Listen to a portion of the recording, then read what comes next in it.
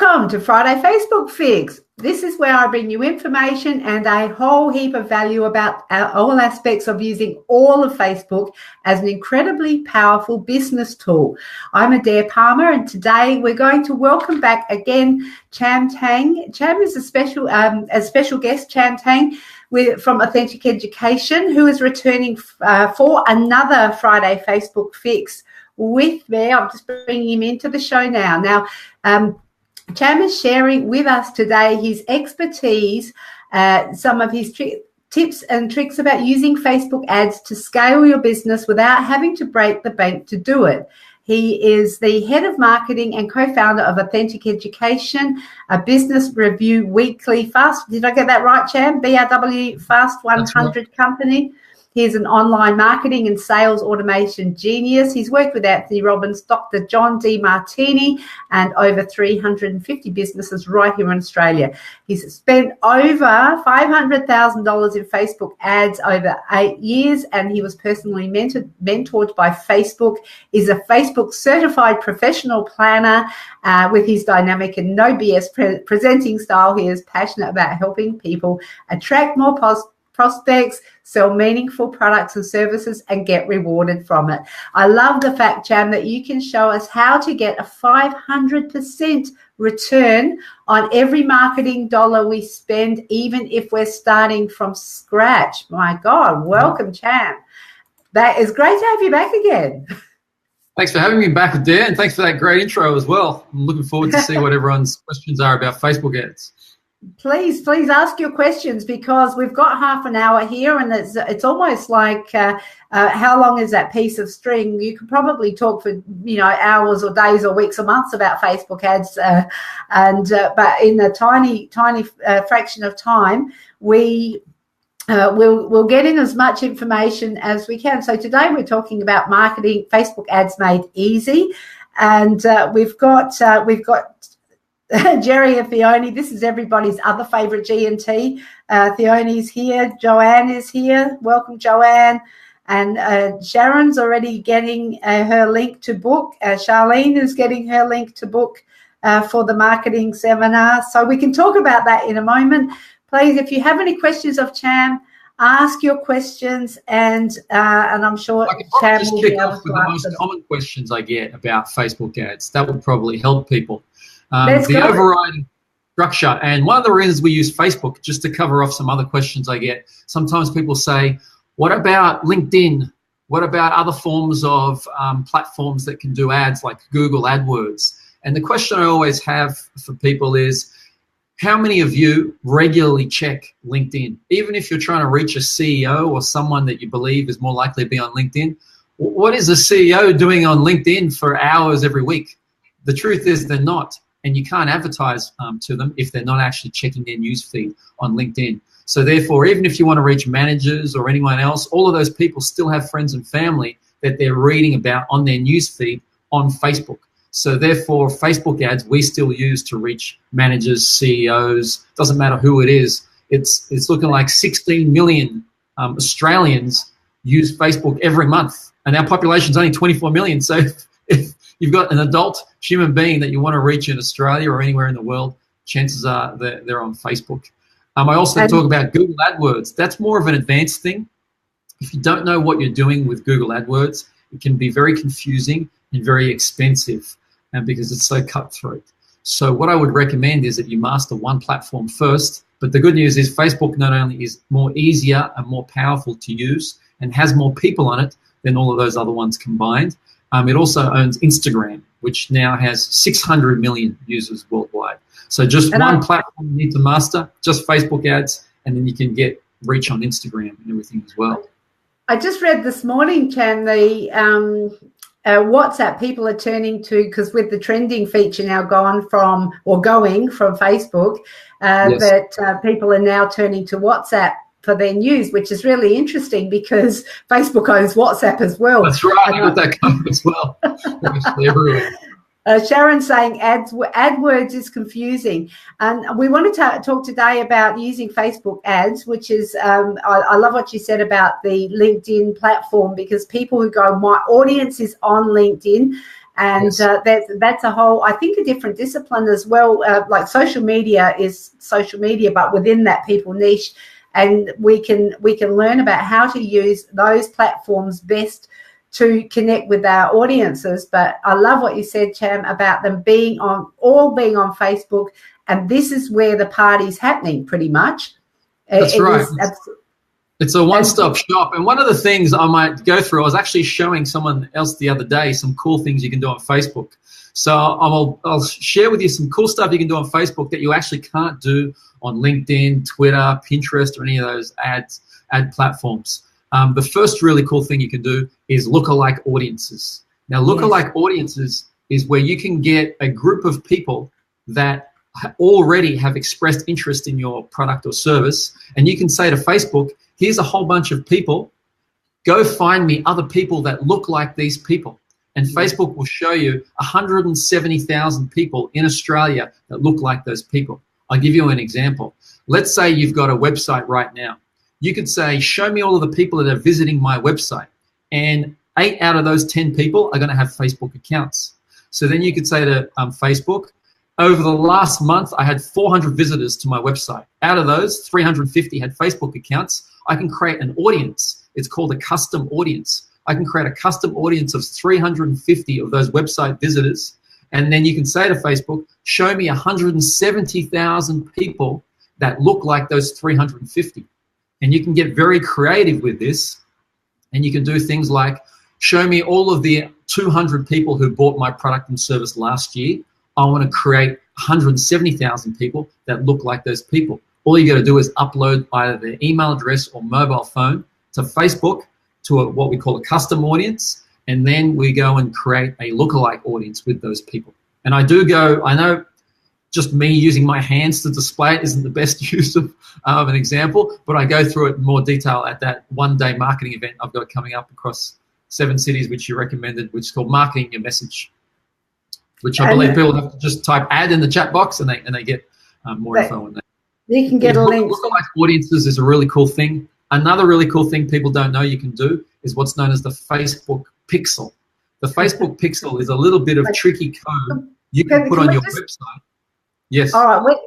I'll let you finish about the code, but thank you, Fiona. She's saying she does listen to me. I do.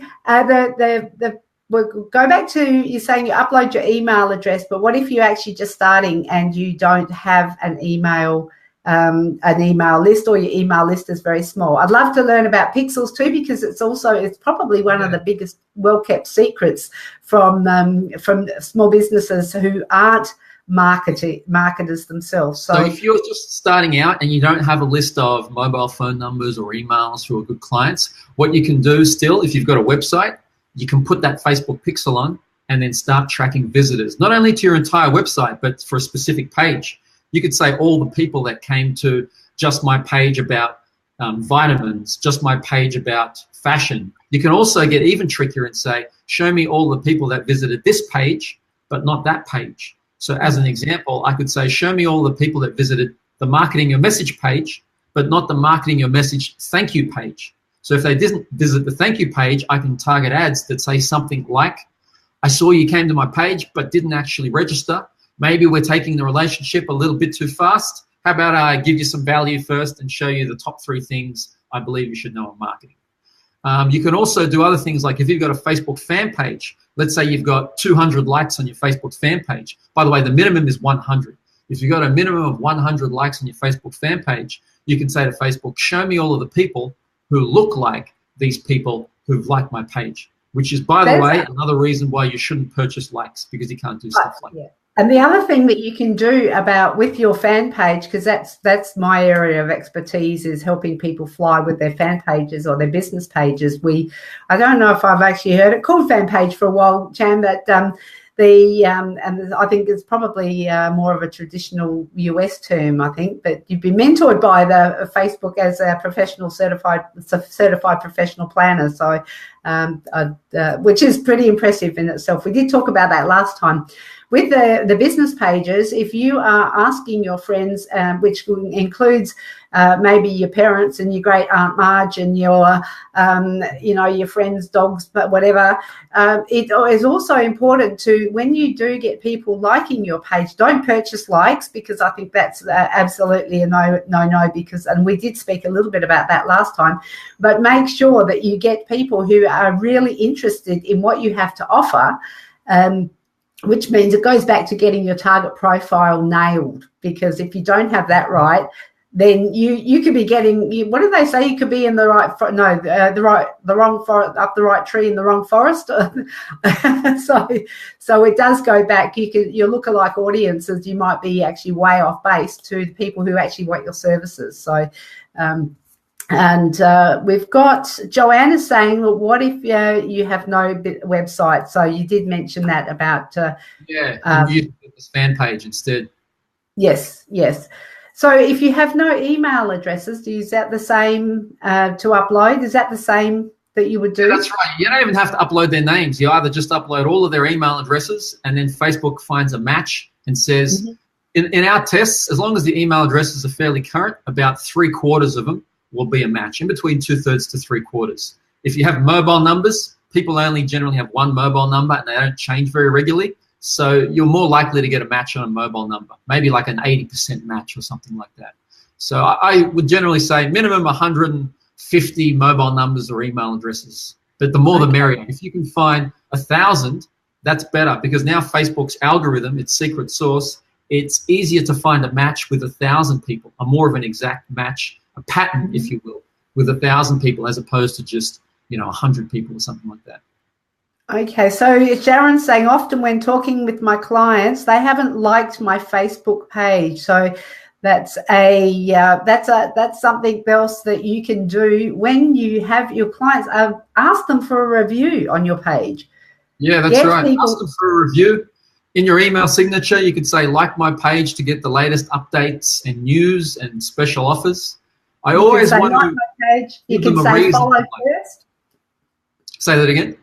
You can ask people to follow first, because liking your page is one thing, but if you can actually follow up to 30 pages and people. So Cham, I follow you. So what I do, because the newsfeed you get something like potentially 15,000 plus items that could come into your newsfeed at any second of any day. So if you actually want to see items from people that you specifically follow, people like Mari Smith, Molly Mahoney, and the greats, in my echo chamber, and yourself, you can actually ask to follow first. Now, if you've got your clients who love what you do and they want to be kept up to date, you actually can ask them. People don't know to do this, so you can say, ask to see first. Otherwise, that all goes to a default setting on your page or on your profile as well. So you can actually ask to see people, follow people on your personal profile and also pages as well. So that's just a bit of an aside, because the whole marketing thing on Facebook ads is just, but I think people do, I think people go, can I just boost a post? Do you want to just talk a little bit about that? So what Facebook does is, if it sees a post going really well and you're getting 33% more clicks or likes or whatever it is, it will show a little message that has like a little fire icon. It says, this post is doing 42% better. If you throw $12 at this, you could reach 4,000 people in your area. What I would class that as is hope marketing, where people are just clicking that, throwing $12, praying that this thing will work, but it's not really a targeted, thought out marketing strategy. You're just hitting a button because it's easy to do, which is what Facebook hopes that you would do, just so that in the hopes that it would work better. But if the post is like a motivational quote that's doing so well, or let's say yesterday I put up a baby photo of mine from when I came to Australia, what's that going to do for marketing? Like, how is that going to help and actually create a marketing funnel? That's not a strategy, doing random motivational quotes. So generally I don't hit that button. I actually go into the Facebook ads platform and think about what I want to plan as an ad, not because Facebook just recommended something and I thought, oh yeah, this is quick and easy, I'll throw $12 at it or something. So yeah, I wouldn't click create boost posts. I love that you call it hope marketing, and I've heard people like Mari Smith say that it shows Facebook that you're an amateur. Yeah, it's the amateur tax.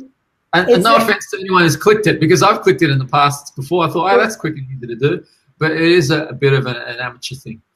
And I think too that for me personally, I actually find Ads Manager a bit scary. What would you say to people to demystify and to make it less scary for them, because it is somewhere where they're going to invest some money? And if you're saying we can get a 500% return on every dollar we spend, how can we approach it so with rather than fear? That's the tricky part. There is a lot to it. I know it is a bit scary, not as scary as Google AdWords. It is a bit scary, but they try and lead you through the process one step at a time. Typically, what most people should be doing is when they create their campaign, they have to click conversions. They need to be clicking conversions, not traffic, not anything else, unless you really know what you're doing.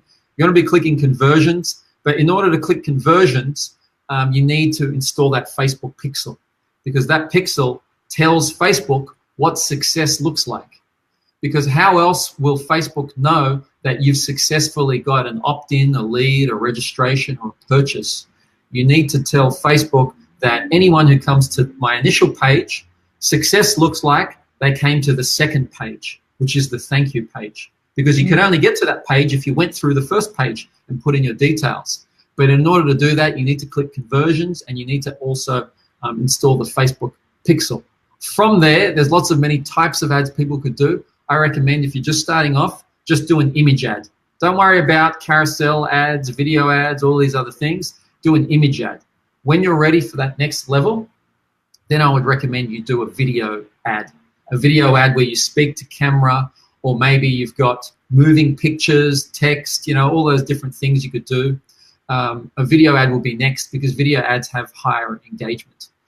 If you were going to do a video ad, I would 100% recommend you do a square video. A square video, because square videos take up about 70% more real estate on someone's news feed as opposed to a rectangle video. I would also recommend, if you're going to do video, you have captions on those videos, because 85% of people will be watching that video on a mobile phone. Sorry, 85% of people who are on a mobile phone watching that video will be watching it with the sound off. So we always say, I heard the COO of Facebook say, you want to design for sound, so design for silence and delight with sound. Oh, I love that. That design for silence and delight with sound. I love that, because it's actually one of the things that my business partner, Theone, and I are setting up right at the moment, is actually a captioning service for our Women in Business Adelaide net friending group, which is something that it's new stuff that's coming down the wire. And if we're ahead of the game with this, and people go, well, I've got this video, how do I caption it? And they can outsource it. Hey, that's a little bit of self-promotion. I would also recommend with the captionings that there's two ways. I was just replying to a client this morning.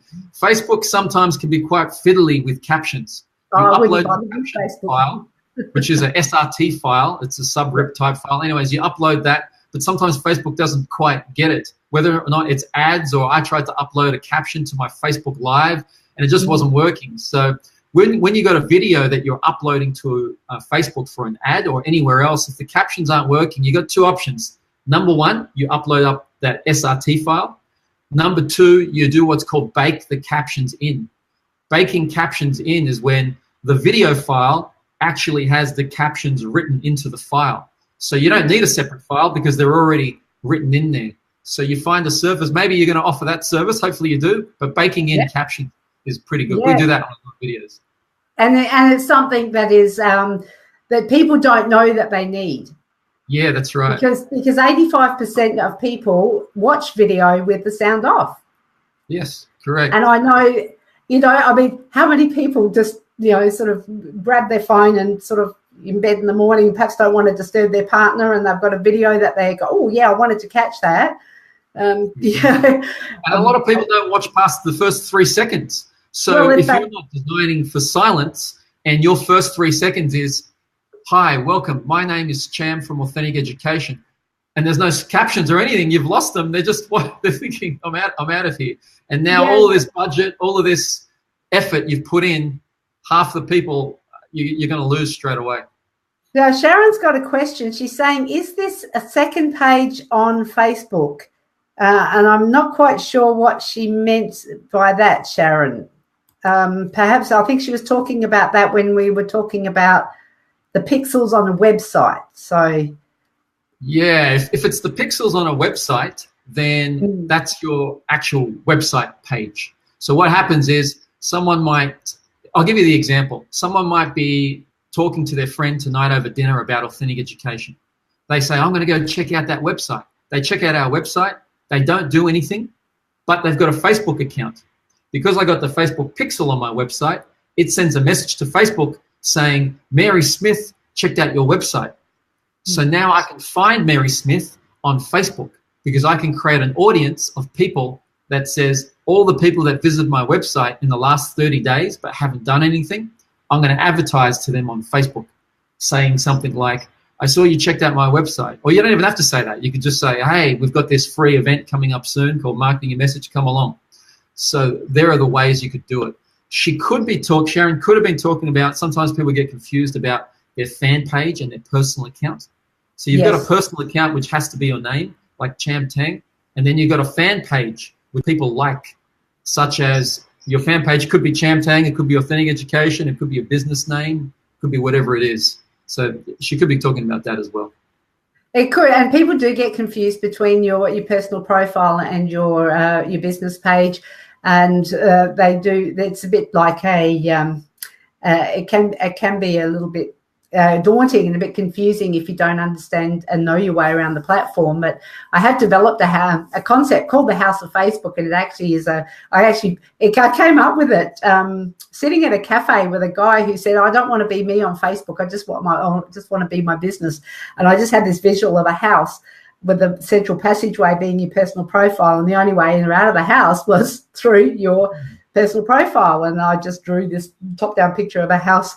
And he went, oh, well, that explains it beautifully. So I've been fleshing out that concept. And so what Sharon's saying, I don't often like the music.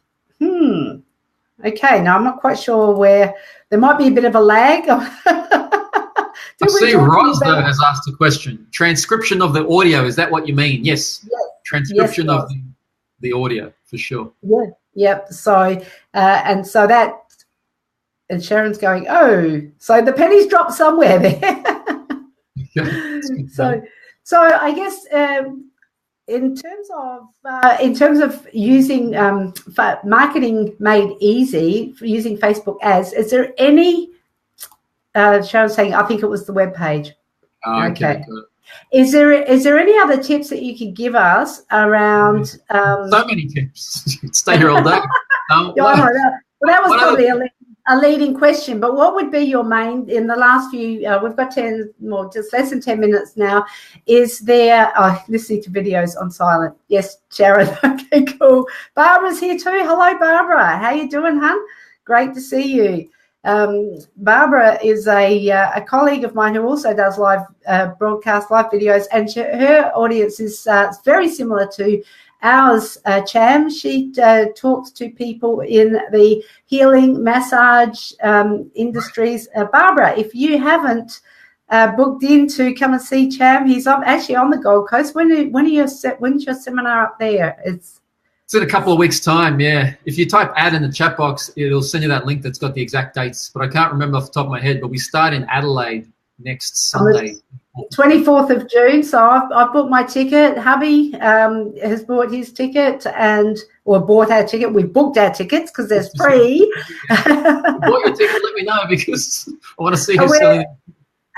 And we could get the VIP upgrade if we wanted to as well. So there's Barbara. She's typed ad. Well done. So to answer your question about one of the other important things that people don't know you could do, it's cross-targeting with the audience. So first of all, a lot of people don't realize it's not necessarily about the ad that you place. It's who's seeing the ad.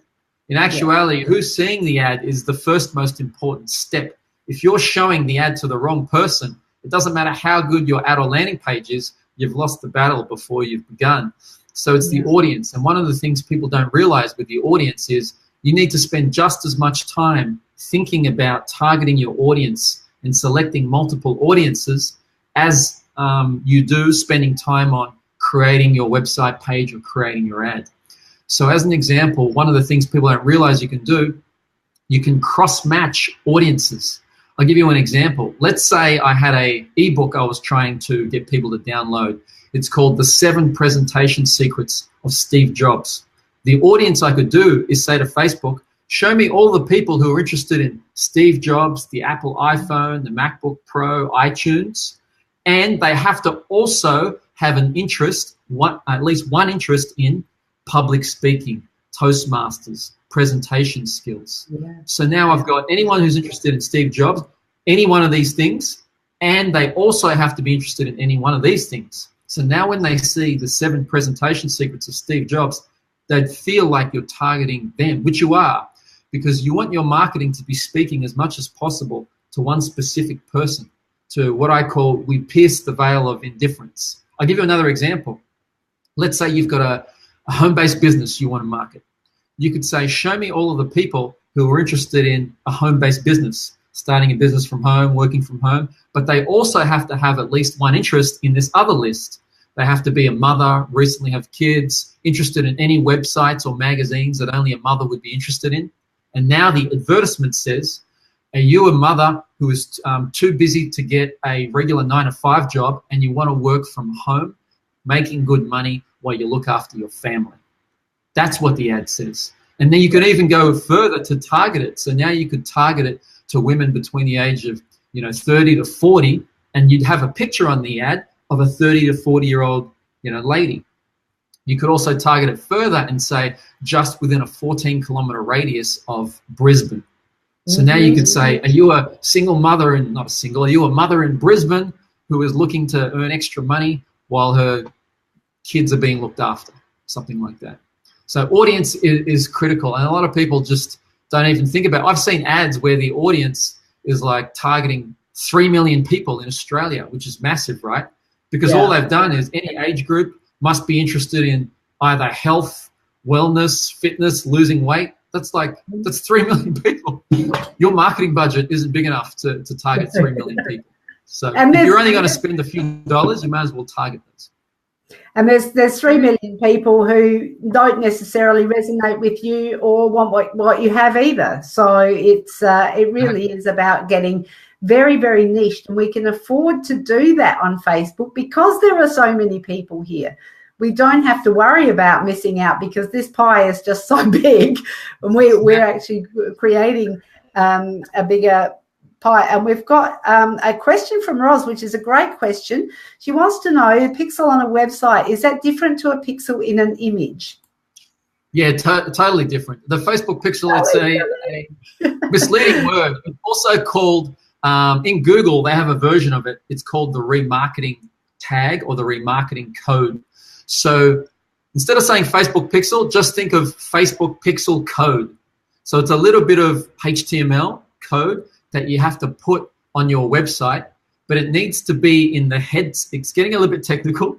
You need to get your IT guy to do it or IT girl to do it, or you could get a little plugin that helps you do it, and it needs to go on every page on your website.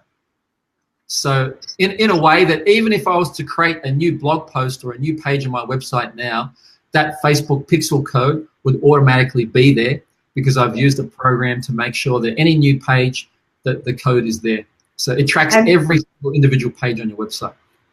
So if you have a website, you can get the code from inside of Ads Manager. Is that correct? Yeah, that's right. If you have a webmaster, even better, get them to do it. They probably, if they're a good webmaster, they would have already done it, or they would have already asked you for it, or they would have had access to it. But if you haven't, just make sure if you have a webmaster, if you're doing it yourself, there are tutorials and that type of thing in Ads Manager about how to do it. It is a matter of copying the code from Ads Manager and then pasting it into the header of the website. So if you've got a little bit of, I've got enough knowledge to be dangerous. So, so that's why I have somebody do it for me. Shout out to the lovely Steph Rigby. You are amazing. See, all these little intricacies and all these things. One of the reasons I do this, I want to make it easy for people. So I do have a program. It happens to be a paid program. It's called Digital Marketing Made Easy. If you Google Digital Marketing Made Easy, you can find out more and speak to one of our course advisors to see if it's a match. But it's all these little steps of setting up your audiences, the pixel. I recorded my screen and just showed people step by step what they should do. That's a small plug. Oh, okay, cool. That's excellent. Roz saying good in WordPress. Yes, in WordPress. She understands too. Sharon saying she's dangerous on a website.